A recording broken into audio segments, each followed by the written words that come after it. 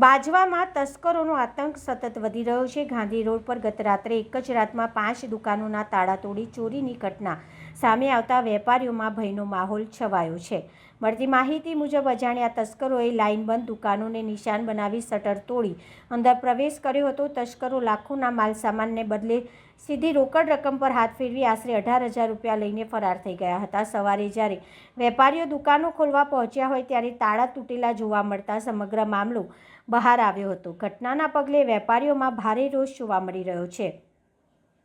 સ્થાનિકો વેપારીઓનો આરોપ છે કે ગાંધી રોડ પર આવી ચોરીની ઘટનાઓ હવે સામાન્ય બની ગઈ છે। વારંવાર રજૂઆતો છતાં પોલીસનું રાત્રે પેટ્રોલિંગ નબળું હોવાનું તેઓ જણાવી રહ્યા છે।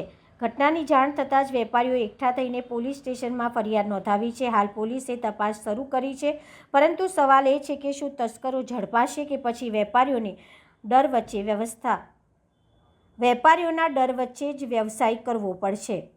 રાત્રે 2:30 વાગ્યાની આજુબાજુ હોમગાર્ડમાંથી ફોન આવ્યો હતો કે તમારી દુકાનના શટર ખુલ્લા છે। એટલે રાત્રે 2:30 વાગ્યાની આજુબાજુ અમે પહોંચ્યા હતા દુકાને જઈને જોયું તો શટર તૂટેલું હતું અને અંદરનું બધું માલ વિખેર હતો અને પરચુરણ ને એવું બધું લઈ ગયા છે અમારી દુકાનેમાંથી।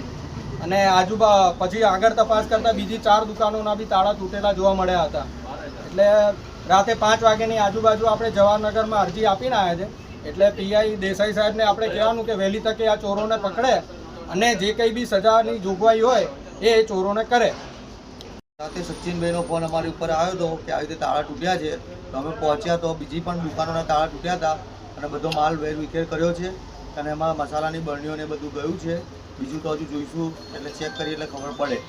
અમને સચિનભાઈનો ફોન આવ્યો કે તમારી દુકાનના તાળા તૂટ્યા છે, તો આવીને જોયું થોડું અડધું શટર નીચેથી અંદર 2 જણા ઘૂસી કેટલાક એક અંદરથી ઘૂસી અને જોયું અંદર તો ગલ્લા બલ્લામાં બધા પૈસા 8 થી 10 રૂપિયા 10 થી 20 થી 50 જેવા નોટા સિક્કાને પહોંચવાનું હતું એ બધું ને ચોપડીઓ ચેકબુકોને બધું નીચે બધું વેરી ખાઈ સાહેબ હતા। સચિનભાઈનો ફોન અમારી ઉપર આવ્યો હતો કે આવી રીતે તાળા તૂટ્યા છે, તો અમે પહોંચ્યા તો બીજી પણ દુકાનોના તાળા તૂટ્યા હતા અને બધો માલ વેરવિખેર કર્યો છે અને એમાં મસાલાની બરણીઓને બધું ગયું છે। બીજું તો હજુ જોઈશું એટલે ચેક કરીએ એટલે ખબર પડે।